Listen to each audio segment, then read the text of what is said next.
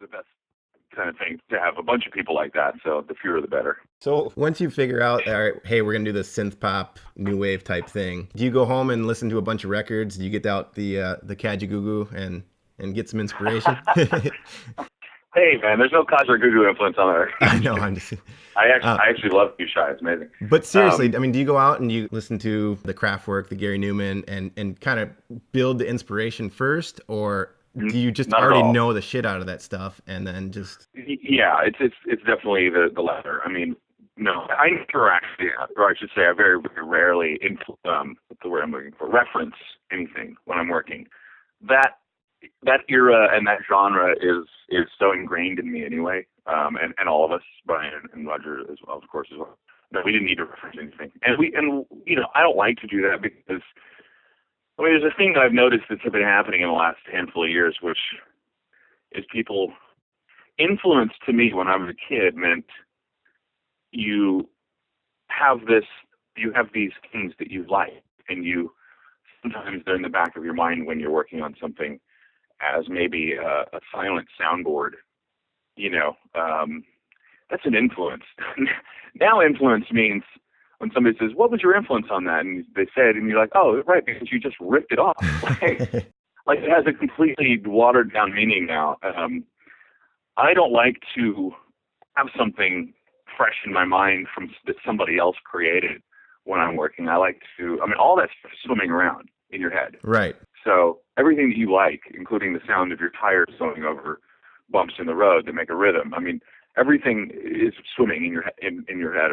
And so I just like to try and pick things out at will and almost randomly so that there's to avoid just a straight rip off, you know.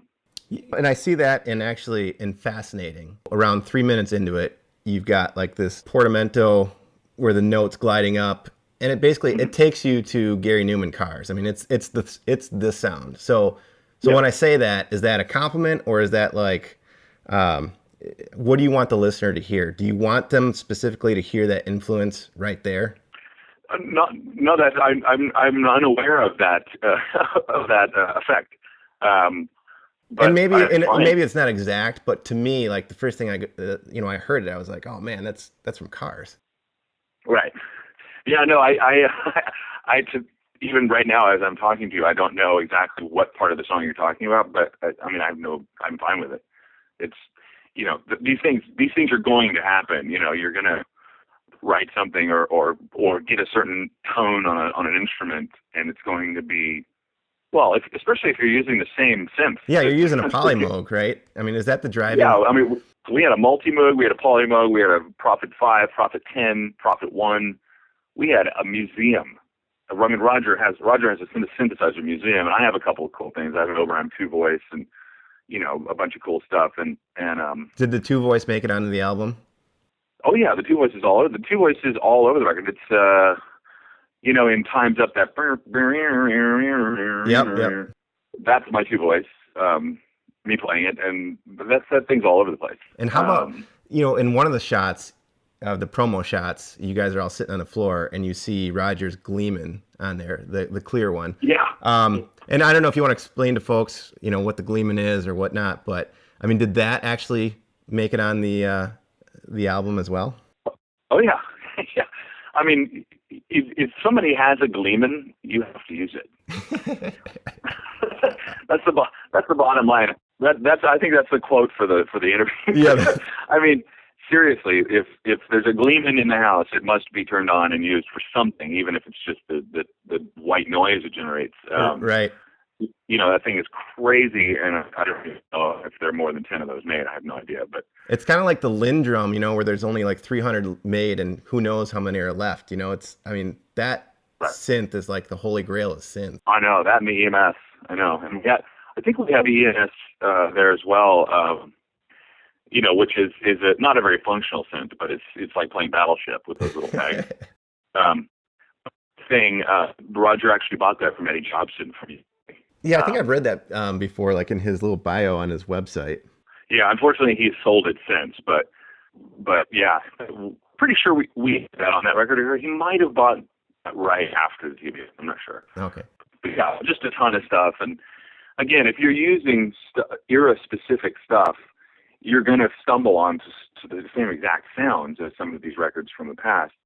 And if they work in the song, then you use them, and then that's going to be something that's going to be recognizable.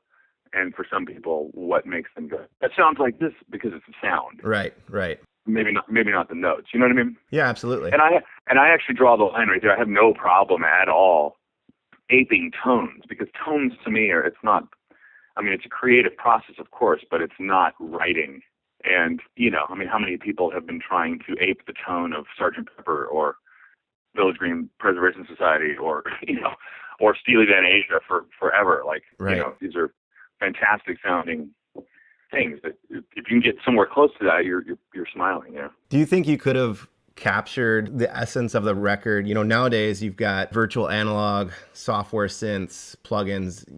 Do you think the album would have had the same, I don't know, awesomeness without the the synths that you guys used and the drum machines and et cetera, et cetera? No, I mean, I don't. Not a lot of this is a debate that will rage on for eternity. And certainly now the where soft synths are and plugins and all that stuff, you can achieve a shit ton more than you could have in 2000. Right. I mean, what I remember, that was the first thing I ever did. That was the first computer recording I ever did. And we actually tracked the drums, guitars. We tracked all the instruments to tape and then bounced everything into Pro Tools. And then all the vocals were just done without tape, just in the Pro Tools. And I had never seen Pro Tools. I'd never worked with Pro Tools. So that was my acid test, was actually making that record. And I remember the little time bomb icon that would come up with a lit fuse. That was basically like your session is about to explode. And I remember like I think I ran out of the room the first time. I was like screaming, like, what the this thing? I think the computer's gonna explode. And that if anybody hearing this remembers that, then you know how much computers have progressed since. Now it's a little rainbow wheel of death, which usually goes over pretty quickly. But yeah, so no, I mean, I think the use of all of that authentic gear, it's not only something that I'm obsessed with, and that I know Roger and Brian, we're all obsessed with the real deal stuff. It's constructed better, it plays better, it's sexier to look at. It's way sexier to play and turn knobs in the real world than it is to click on knobs with a mouse. I mean, it just is. And well, I know like as somebody listening in the audience, and I know, like you just said, it's debated, but I mean, just even being at that Beck show, when you guys went into I Feel Love and Roger's pounding out on the Jupiter 8, I mean, you feel it. You feel it.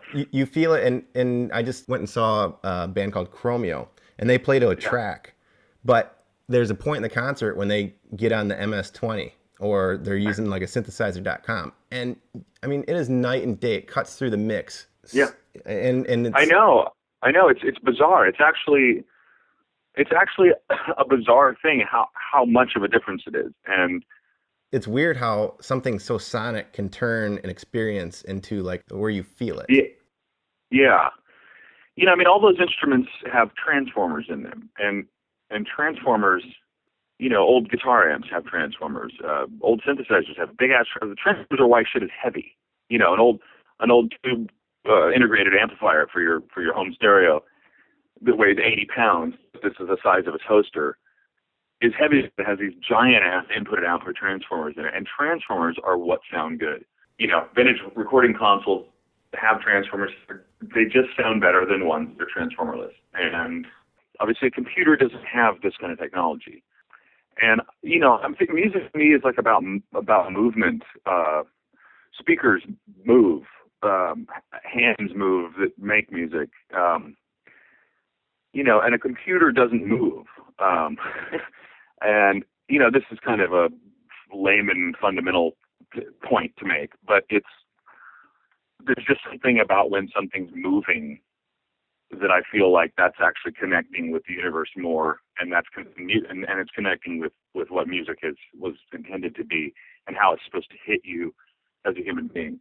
There's all these debates also raging about now. I forget what it is, but like the grounding tone of an A is actually not supposed to be 440. It's supposed to be 444, I think, or 440.